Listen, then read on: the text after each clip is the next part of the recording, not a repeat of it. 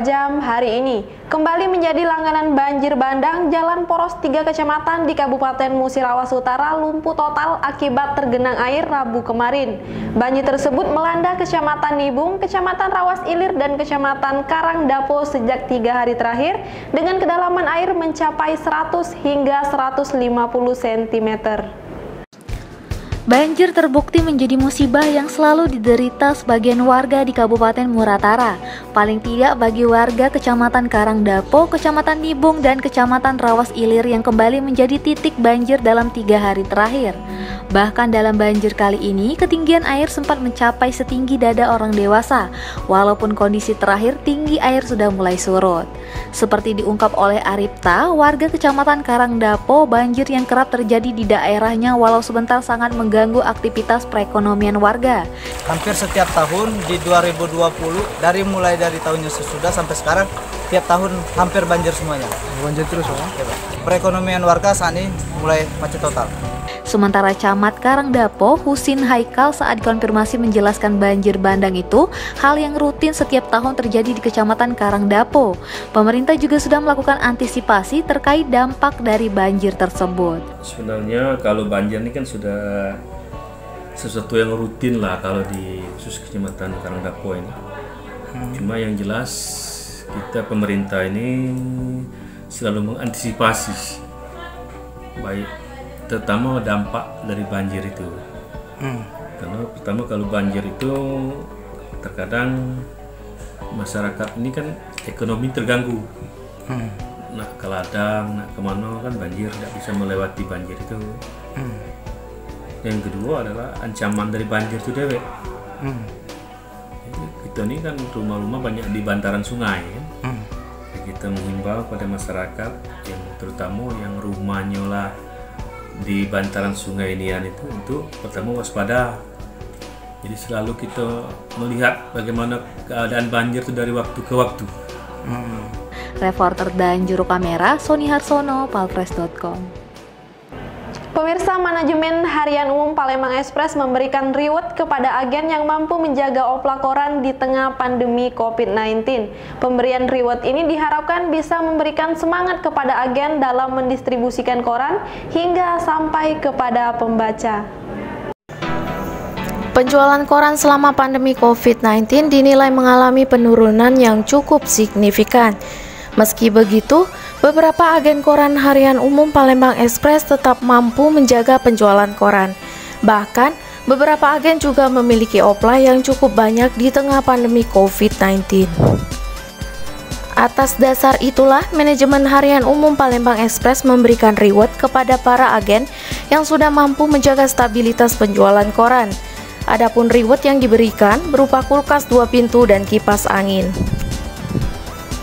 Mereka yang mendapat hadiah kulkas 2 pintu yakni agen Palembang Air Mancur Mustafa, agen Muba Zulkarnain, dan agen Lubuk Linggau Paryono. Sementara agen yang mendapat kipas angin yakni agen Oki Musadat. Semoga bermanfaat bagi kami. Terima kasih atas bantuannya. Reporter dan juru kamera tim redaksi Sumsel 24 jam palpres.com.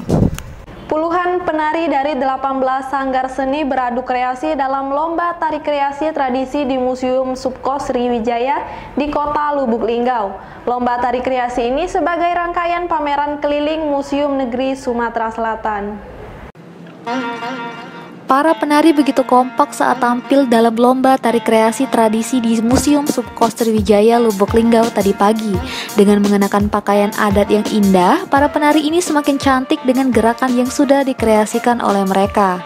Kepala UPTD Museum Negeri Sumatera Selatan Haji Chandra Amprayadi SH melalui Kepala Unit Museum Subkos Garuda Sriwijaya Epa Kusmawati mengatakan, lomba tari kreasi tradisi tahun ini diikuti 18 sanggar seni dan tari yang berasal dari 3 daerah, Kota Lubuk Linggau, Kabupaten Musirawas, dan Musirawas Utara.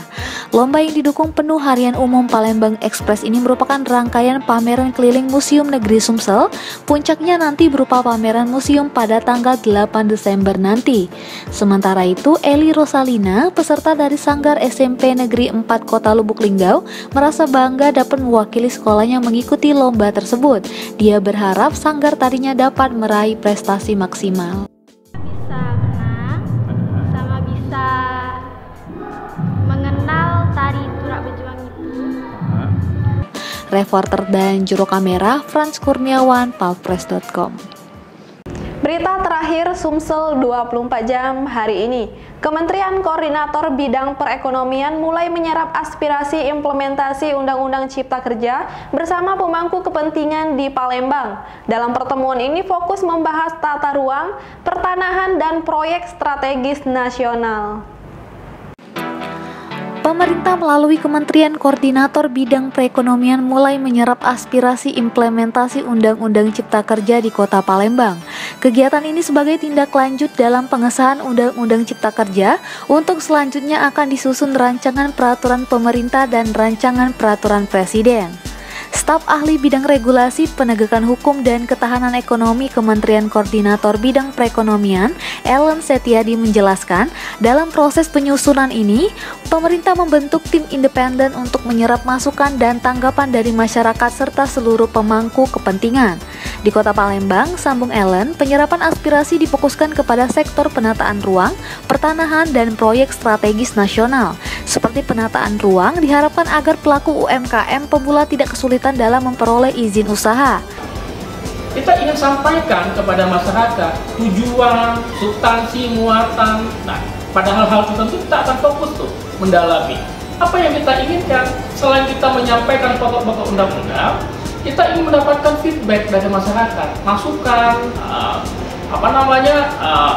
apakah ada concern masyarakat terhadap sesuatu yang nanti perlu diatur di dalam peraturan pelaksanaan. Jadi teman-teman sekalian, hari ini kita mulai di Palembang adalah berkaitan dengan penataan ruang, pengadaan tanah, termasuk juga pengaturan hak-hak atas tanah. Ada hal-hal yang baru diatur di dalam undang-undang ini, sehingga ini akan memberikan kepastian kepada masyarakat, kepada pelaku usaha dalam mendapatkan kemudahan dan kepastian dalam mendapatkan hak-hak atas tanahnya. Senada, Deputi Bidang Koordinasi Pengembangan Wilayah dan Tata Ruang Wahyu Utomo mengatakan, penataan tata ruang harus memperhatikan daya dukung alam, lingkungan, dan lain-lain. Karena tata ruang ini adalah sebagai komandan dalam pembangunan, maka kita akan lakukan sinkronisasi antara yang darat dengan yang laut. Ya, ini menjadi penting supaya tadi yang disampaikan Pak Ellen, izin-izin itu akan menjadi lebih mudah kalau kita sekaliguskan, ya. Tidak harus pergi ke satu kementerian, habis itu pergi lagi ke kementerian yang lain, tapi tidak. Dengan adanya penggabungan ini di dalam tata ruang, darat maupun laut, tentunya ini akan mempermudah, ya. Meskipun tentunya teman-teman dari darat punya kriteria, punya parameter, laut pun demikian, punya kriteria, punya parameter. Tapi di dalam satu dokumen penataan ruang kita gabungkan. Reporter Betanika Susmanda, juru kamera Alhadi Parit, palpress.com. Demikianlah berita Sumsel 24 jam hari ini. Saya Sri Depi, sampai jumpa.